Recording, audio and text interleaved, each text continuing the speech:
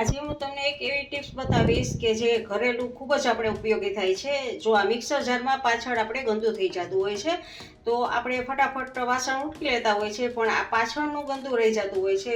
તો આવી રીતે આમ ગંદુ રહેવાથી લાંબા ટાઈમે તમારું મિક્સર છે એ બંધ થઈ જાય અથવા તો સરસ રીતે કામ ના આપે.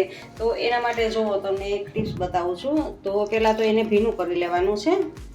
તો ભીનું થઈ ગયું તો હવે આપણે આમાં સાજીના ફૂલ જે મીઠા સોડા આવે છે, કુકિંગ સોડા આવે છે, 5 રૂપિયાનું પેકેટ આવે છે. તો એ કુકિંગ સોડાને એમાં એડ કરવાના છે. આવી રીતે આમ નાખવાના છે કુકિંગ સોડા.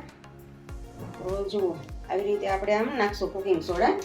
અને હવે આપણે આ વિનેગર છે, જુઓ આ વિનેગર, એ વિનેગરને એમાં ઉપર એડ કરશું કુકિંગ સોડાની ઉપર. જુઓ આમ એકી સાથે નહીં પણ થોડું થોડું આપણે એડ કરશું આવી રીતે આમ.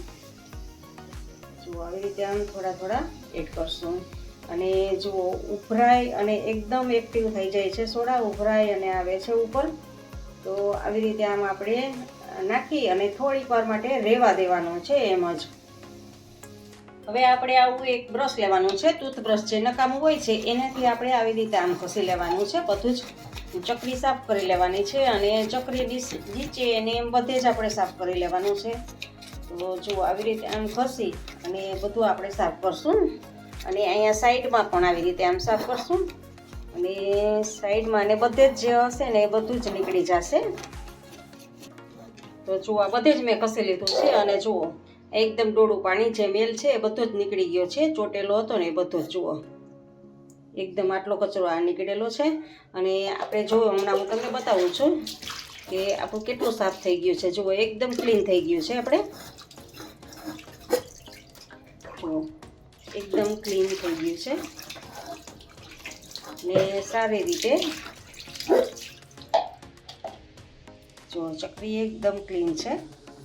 જુઓ એકદમ ક્લીન થઈ ગઈ છે. તમારે આવી રીતે ક્લીન કરી લેવાની છે અને સારી રીતે આવી રીતે મશીનને, એટલે મશીન તમારું સારી રીતે તમારું જ્યુસરનું છે એ સરસ કામ આપશે. મિક્સરનું બાઉલ છે એ સારું કામ આપશે. ચકરી ફરતી નહીં હોય તો સારી રીતે ફરશે, કારણ કે જામ થઈ ગઈ હોય તો એકદમથી ફટાફટ ફરવા માંડે છે. આવી રીતે આમ એકદમ ફટાફટ ફરશે. હવે બીજી ટિપ્સ તમને બતાવવું છે કે આપણે ખાટલી થોડી થોડી વારે આવી થોડાક દિવસ હોય એટલે તમારી ક્ષારવાળા પાણી આવતા હોય એટલે ખાટલી ગંદી થઈ જતી હોય છે. આપણે ભીના ટીપા વાસણમાંથી પડતા હોય અને એને લીધે ખાટલી ખૂબ ખરાબ લાગતી હોય છે. તો એને સાફ કરવા માટે આપણે હવે એક તમને હું મિક્સ કરેલું બતાડું, લિક્વિડ બનાવશું આપણે. તો એમાં પણ આપણે ખાવાનો સોડા એડ કરશું અને વિનેગર એડ કરશું આપણે.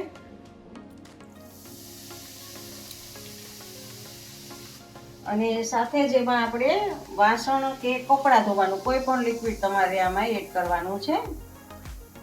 જુઓ આવી રીતે વાસણ કે કપડાં ધોવાનું કોઈ પણ લિક્વિડ ચાલશે.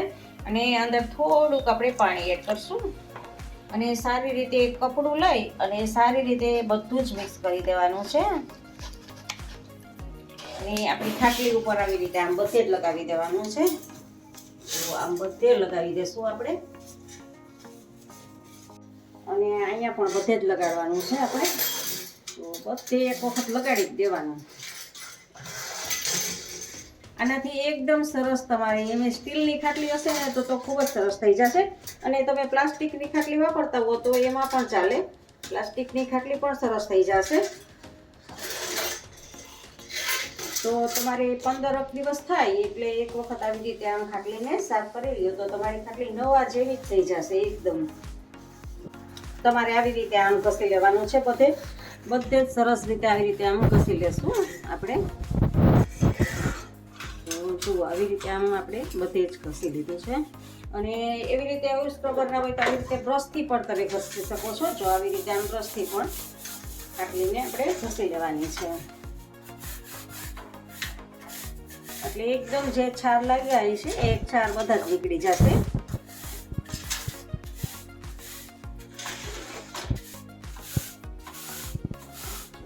એકદમ સરસ થઈ જશે. એમાં અંદર પણ એવી જ રીતે કરી લેવાનું છે આપણે.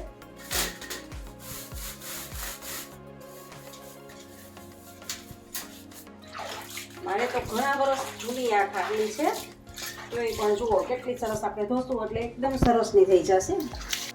જો એકદમ નવા જેવી સરસ થઈ ગઈ છે. આ લગભગ મારે 12 થી 13 વર્ષ જૂની ખાટલી છે. તોય જો આમ તમે ધોઈ નાખશો એટલે એકદમ સરસની થઈ જશે. હવે ટિપ્સ છે એ તમારા ઘરમાં માખી મચ્છરનો ઉપદ્રવ વધારે થઈ ગયો હોય તો આ ડેટોલ છે. ડેટોલને થોડુંક આમાં એડ કરવાનું છે અને પછી એમાં થોડુંક પાણી એડ કરશું આપણે અને સારી રીતે હલાવી લેશું. અને બધા જ સૂઈ જાય પછી એવી એક ડમરની ગોળી છે એ ગેંડીમાં રાખી દેવાની છે અને એની ઉપર આ બધે જ આમ ફેલાવી દેવાનું છે. એટલે ડેટોલ ને ડમરની ગોળી બેની સ્મેલ આવશે એટલે માખી ને મચ્છર એકઈ પણ આવશે નહીં તમારા ઘરમાં. તો આ હતી આપણી ત્રીજી ટિપ્સ. તો ફ્રેન્ડ્સ, તમને મારી આ ત્રણેય ટિપ્સ કેવી લાગી? જો ગમે તો લાઈક અને શેર કરજો અને મારી ચેનલને સબસ્ક્રાઈબ કરજો. આવજો, બાય. ફરી મળીએ એક નવી રેસીપી સાથે.